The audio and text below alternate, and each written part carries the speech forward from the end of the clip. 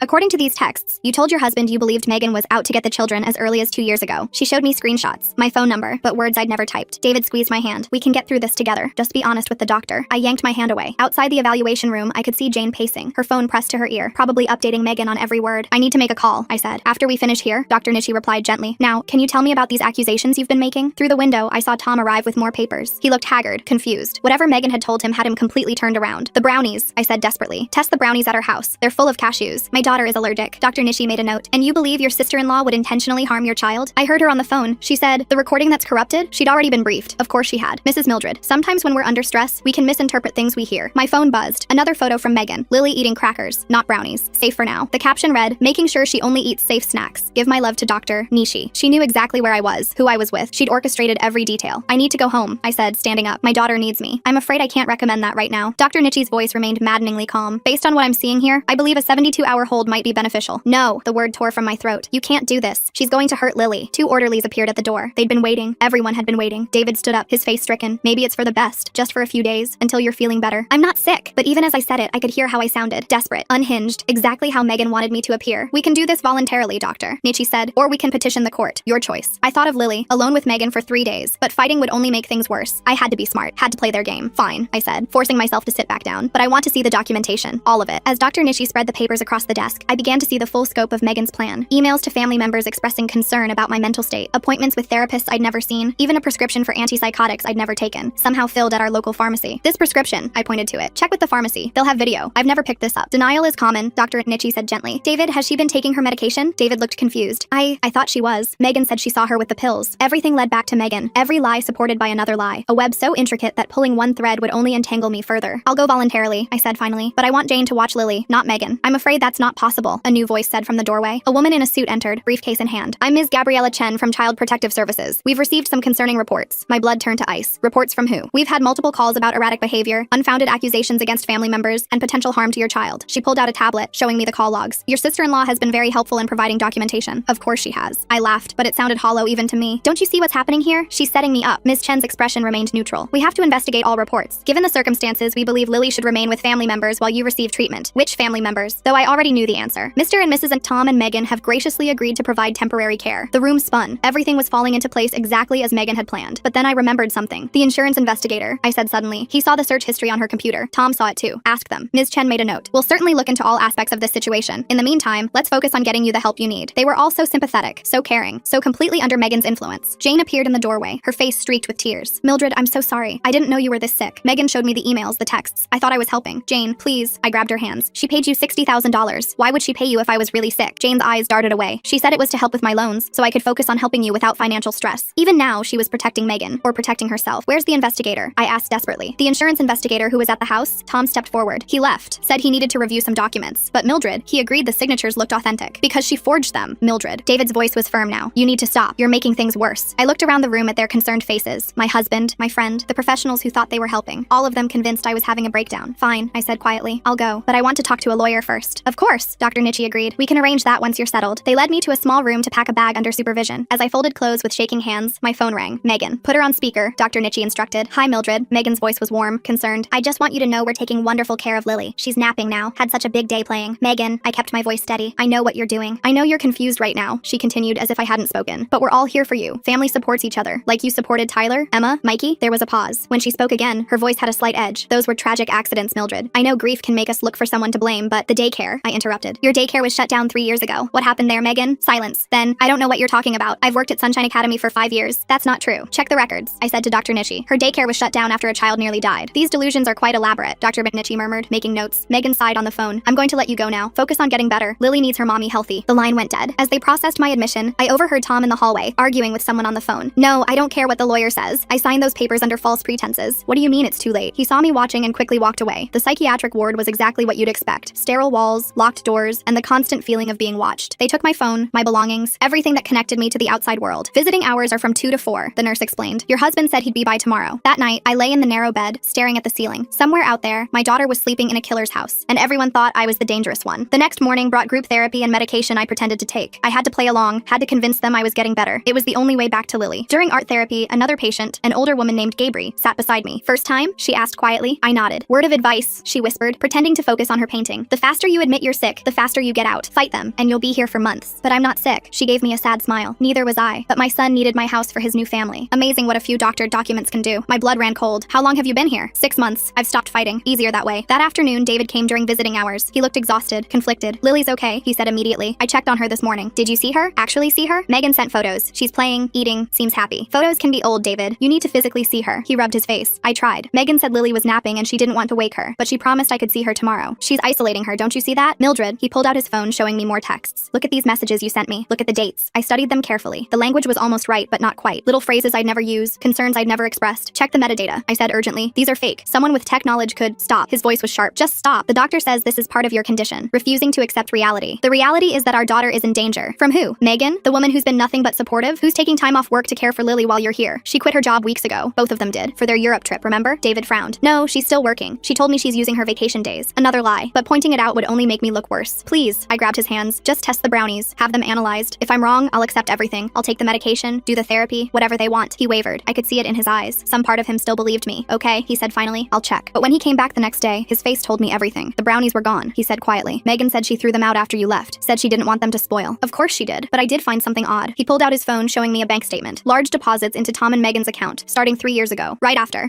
Tyler died. My heart raced. David, those are insurance payouts. Check the dates against the deaths. He was already scrolling. There's one here from 11 months ago, Emma, and another from last November, Mikey. His face had gone pale. But that doesn't mean these could be from anywhere. Inheritance, work bonuses, you know they're not. He stood abruptly. I need to think. I need to. He paused at the door. Don't tell anyone about this. Not yet. That night I couldn't sleep. David believed me. Or at least he was starting to. But would it be enough? And would it be in time? The next morning, Dr. Nishi called me in for a session. Your husband called. He's concerned about some new delusions you're experiencing regarding bank statements. My heart sank. He'd told them, or someone had made him tell. He said you're creating elaborate financial conspiracies now. This is a concerning escalation. I'm not creating anything. Those deposits, Mrs. Mildred, I've spoken with your sister-in-law. She explained that those deposits were from a family trust. Her grandmother left money for the children's education. The timing is unfortunate, but hardly sinister. Every avenue I tried, Megan had already blocked. She'd thought of everything. I'd like to increase your medication, Dr. Nishi continued, and I'm recommending we extend your stay. 2 weeks minimum. 2 weeks. Lily would be dead by then. That afternoon, no one came during visiting hours. Not David, not Jane, no one. The nurse said my visiting privileges had been temporarily suspended due to my agitation. I was completely cut off. That night, Gabri slipped me a phone during dinner. 10 minutes, she whispered. That's all you get. I didn't ask where she'd gotten it. I just dialed David's number with shaking fingers. Hello? But it wasn't David. It was Megan. Where's my husband? Oh, Mildred. David's had a little accident. Nothing serious, but he's at the hospital. Seems he lost control of his car. Brake failure. Can you imagine? My blood turned to ice. What did you do? I'm taking care of everything. Don't you worry. Lily's here with me, safe and sound. Though she has been asking for her mommy. Poor thing doesn't understand why you abandoned her. I didn't abandon her. The courts might see it differently. Mental instability, psychiatric holds, a history of delusions. David and I have been talking, and we both agree Lily needs stability right now. David would never. David's sedated, dear. But don't worry. I'm sure he'll agree with whatever's best for Lily when he wakes up. If he wakes up fully. Head injuries can be so unpredictable. The phone slipped from my numb fingers. Gabri grabbed it, quickly deleting the call history before slipping it away. Breathe, she instructed. Guards are watching, but I couldn't breathe. David was hurt, maybe dying. Lily was alone with a murderer, and I was trapped in here, labeled as crazy, while Megan dismantled my life piece by piece. The next day brought news that confirmed my worst fears. Tom visited, his face grave. David's in intensive care, he said. The doctors, they're not sure if he'll make it. Megan's been amazing, staying with him around the clock. She's even arranged for me to have temporary guardianship of Lily if he couldn't finish. Tom, I grabbed his hands across the table. Listen to me. Check your bank records. Check the insurance policies. Megan's been. Stop. He pulled away. Just stop. My wife is at the hospital with your husband, caring for your daughter, and you're still spreading these lies? The investigator saw the search history. You saw it too. Accidental ingestion. Custody after parent death. Megan explained that. She was researching for a parent at the daycare who was going through a custody battle. She showed me the emails. More fabricated evidence. Always one step ahead. Your daycare was shut down. I tried one more time. 3 years ago. A child nearly died. Tom's face darkened. That's enough. Megan warned me you'd escalate the lies. eyes. She said you'd say anything to hurt her because you're jealous of our happiness. Tom, please, I'm filing a restraining order, he said, standing. You're not to contact Megan or come near Lily when you get out of here. It's for everyone's safety. After he left, I sat in the visiting room, numb. Every move I made tightened the noose Megan had placed around my neck. That evening, Dr. Nitchie had more bad news. I've been in contact with the court. Given your husband's condition and your current status, emergency custody has been granted to your brother and sister-in-law. The word came out as a whisper. You can't do this. It's temporary, she assured me. Once you're better, once David recovers, everything can be reassessed. But I knew better. Megan didn't do temporary. She did permanent, fatal. I want a lawyer, I said. Of course, I'll have the social worker arrange. No, I want my own lawyer, not someone you choose. Dr. Nitchie made a note, always making notes. That can be arranged, though it may take some time. The holiday weekend is coming up. Holiday weekend. I'd lost track of time in here. How many days had passed? How many days did Lily have left? That night, I made a decision. Playing along wasn't working. Being calm wasn't working. Maybe it was time to be exactly what they expected. The next morning, I refused medication. I demanded to see Lily. I screamed about Megan being a killer until they sedated me. When I woke up, I was in restraints, but Gabriel was there, mopping the floor. Stupid move, she muttered. Now you've given them reason to keep you longer. I need to get out. Only one way out of here fast, she said quietly, and it's not pretty. I looked at her, waiting. Attempted sewer slide. They ship you to the medical ward. Security's lighter there. Easier to slip away during a shift change, but timing's everything. And if they catch you, I'll never get out. She nodded. Your choice. But that little girl of yours, how much time does she have? Not enough. Never enough. That night I made my attempt. Nothing fatal, just enough to get transferred. Pills I'd been hiding, taken all at once, but not enough to do real damage. The medical ward was chaos. Understaffed, overworked. During the shift change, when Gabriel created a distraction in the psychiatric wing that pulled guards away, I slipped out. I had no phone, no money, no car, but I had desperation. And sometimes that's enough. I hitchhiked to the hospital where David was. I needed to see him, to know he was alive. But when I reached his room, Megan was there. She sat beside his bed, holding his hand, playing the devoted sister-in-law. The machines beeping were the only sign he was still alive. I knew you'd come, she said without looking up. They called about your little escape attempt. Security's on their way. How much did you give him? I asked. What did you use? She smiled then, still looking at David. You know, the interesting thing about brake fluid is how it degrades over time. Accidents happen. No one's fault, really. You cut his brake lines. Prove it. She finally looked at me. Oh wait, you can't. Because you're an escaped mental patient with a history of paranoid delusions. Why? My voice broke. Why are you doing this? Her face hardened. My children deserve everything. Every penny of that trust. Not your spoiled brat, not anyone else's. Mine. So you called 3 children for money? I secured my children's future. She stood, smoothing her skirt. And after poor Lily's tragic accident, probably wandering off during the chaos of her parents' issues, there won't be any other heirs to worry about. When? The word came out as a whisper. Oh, didn't I mention? Lily's been feeling sick all day. Poor thing. Must be the stress of mommy abandoning her. I'm taking her to the cabin tomorrow. Fresh air might help. Her smile was cold. Or it might not. Security burst through the door then. As they restrained me, Megan played her part perfectly. The concerned relative, the frightened woman, the victim of my delusions. Please, she said to them, tears streaming. Be gentle. She's sick. She doesn't mean the things she says. As they dragged me away, I heard her whisper to David's unconscious form, don't worry, I'll take care of everything. Back in the psychiatric ward, now in maximum security, I was truly trapped. Restraints, constant observation, heavy sedation. They told me I'd be there indefinitely, a danger to myself and others. Dr. Nitchie visited one last time. Your sister-in-law has been very understanding. She's not pressing charges for the escape. She just wants you to get better. She's going to call my daughter, I said, the words slurred from medication. Tomorrow, at a cabin. Mrs. Mildred, Lily is safe. I spoke with Megan myself. They're staying home this weekend to be near David. Another lie. But who would believe me now? That night, despite the restraints and medication, I didn't sleep. I stared at the ceiling, counting the hours until morning, until Megan took my baby away forever. I'd failed. Failed as a mother, failed as a protector. The system meant to help had become my prison, and Megan had orchestrated every bar. As dawn broke through the barred window, I knew that somewhere out there, Megan was waking up too, getting Lily dressed, packing the car, humming that lullaby as she prepared for one last accident, and I was helpless to stop her. The morning nurse came in with medication. As she adjusted my restraints, she leaned close. Your friend left you something, she whispered, slipping something under my pillow. Said you'd know what to do with it. After she left, I managed to feel under the pillow. A phone, Gabriel's final gift. With fumbling fingers, I managed to dial. Not 911. They'd never believe me. Not David. He couldn't help. But there was one person who might listen. One person Megan hadn't completely turned against me. The insurance investigator. His card had been in my wallet, but I'd memorized the number during those desperate hours of planning. It rang once, twice. Max Sebastian Investigations. This is Mildred, I whispered. The woman from the house with the policies. You saw the search history. You know something's wrong. A pause. I'm listening. She's taking my daughter to a cabin today. She's going to call her. Please, check the policies again. Check when they were purchased. Before each death, there was a policy. I've been investigating, he said slowly. The patterns are concerning, but I need proof. The daycare, I said urgently. Sunshine Academy was shut down 3 years ago. Not 5 years like she claims. A child nearly died. Same pattern. I'll look into it. But the door opened. Dr. Nitchie entered with 2 orderlies. I have to go, I whispered, ending the call and sliding the phone back under the pillow. Who are you talking to? Dr. Nitchie asked, her voice sharp. Myself, I mumbled. The medication makes me hear things. She studied me for a long moment, then nodded to the orderlies. We're moving you to isolation for your own safety. As they wheeled me away, I caught a glimpse of the clock. 9 a.m. Megan would be leaving soon, if she hadn't already. Isolation was worse than restraints. No windows, no clock, no way to track time, just white walls and the sound of my own heartbeat. Hours passed, or maybe minutes. Time lost meaning in that blank space. Then suddenly, alarms, shouting in the corridor. The door burst open and Gabriel stood there wearing a nurse's uniform. Moved up my escape plan, she said, unlocking my restraints. Your investigator friend called in quite the tip. Police are looking for Megan, but they don't know about the cabin. How did you? I've been here 6 months, remember? I hear everything. She helped me sit up. David woke up, told them about the brake lines. Megan's on the run. My legs were weak from the medication, but adrenaline got me moving. Gabriel led me through corridors I'd never seen, using a stolen keycard. Where are we going? Your investigator's waiting outside. Figured you'd want to be there when when they find her. We burst through an emergency exit into blinding sunlight. A car idled at the curb. Sebastian behind the wheel. Get in, he said. I know where the cabin is. Property records show Megan bought it last year. Cash purchase. As we sped away, I saw police cars converging on the hospital. Too late to stop us now. How long since she left? I asked. 2 hours. But I've got friends in highway patrol. They're setting up roadblocks. She won't take main roads. She's too smart for that. He handed me his phone. Call whoever you need to. We've got 30 miles to cover. I called Tom first. He answered on the first ring. Mildred, the police are here. They're saying things about Megan. About insurance fraud. Where's the cabin, Tom? The one Megan bought last year. I don't know about any cabin. We don't have money for... He stopped. Oh God. The Europe fund. She said she was investing it. Tom, where is it? Pine Ridge. Off Route 47. But Mildred, she wouldn't. She couldn't. I hung up and told Sebastian. He pushed the accelerator harder. There's more, he said as we drove. I found the daycare records. 3 children injured in 2 years. All accidents. All insured. Megan left just before the investigation started. She's been doing this for years. The pattern goes back further. Foster homes she worked at, elderly care facilities, always accidents, always insurance payouts. My phone rang. David's number. Mildred? His voice was weak but clear. I'm sorry. I should have believed you. It's okay. We're going to find her. The police? They found something in her car. Sedatives. The same kind they gave me here. She must have stolen them. Sedatives. For Lily. We turned onto Route 47. Gravel spraying. The woods pressed close on either side. There, Sebastian pointed. Dirt road on the left. We turned, bouncing over ruts. Through the trees, I glimpsed a cabin. Megan's car parked outside. Wait, Sebastian said, but I was already out, running. The front door stood open. Too quiet. No sounds of a child playing. I burst inside. Empty living room, empty kitchen. But on the counter, a glass of juice, half full, and beside it, an empty med bottle. Lily! I screamed, running for the bedrooms. I found them in the back room. Lily on the bed, too still. Megan sitting beside her, stroking her hair, humming that damned lullaby. You're too late, she said calmly. Poor thing was so tired. Needed a nap. I lunged for my daughter, checking for breathing. There, faint, but there. I grabbed my phone, dialing 911. She's alive, I sobbed to the operator. My daughter's been poisoned. We need an ambulance. Megan stood slowly. You just can't let things be, can you? Everything would have been so simple. A grieving family, a generous inheritance, a secure future for my children. You're insane. No, she said. I'm a mother, and mothers do whatever it takes to protect their children's futures. Sirens in the distance. Getting closer. It's over, Megan, she smiled. Is it? A confused child accidentally took mommy's pills. I tried to save her, called for help, but her mentally unstable mother interfered. The police know everything. The insurance policies, the daycare, all of it. Her smile faltered. You're lying. David woke up, told them about the brake lines. They found the sedatives in your car. For the first time, real fear flashed in her eyes. My children need me. You should have thought of that before you murdered 3 kids. The sirens were right outside now. Paramedics burst in, immediately working on Lily. Police followed. As they arrested Megan, she looked at me with pure hatred. This isn't over. I'll get out. And when I do, you'll be in prison, I said, for the rest of your life. They carried Lily out on a stretcher. I rode with her, holding her small hand, praying to whoever would listen. At the hospital, they pumped her stomach, gave her activated charcoal, and waited. David arrived in a wheelchair, still weak but determined. We sat together, watching our daughter fight. Tom came too, hollow-eyed with shock. I didn't know, he kept saying. How could I not know? Jane showed up crying. I'm so sorry. When the police told me what she'd done, I'll testify. Whatever you need. Even my family came. My mother, my father, Aunt Sarah, all of them apologizing, asking how they'd been so blind. But I didn't care about apologies. I only cared about the little girl in the hospital bed, fighting her way back to us. It took 18 hours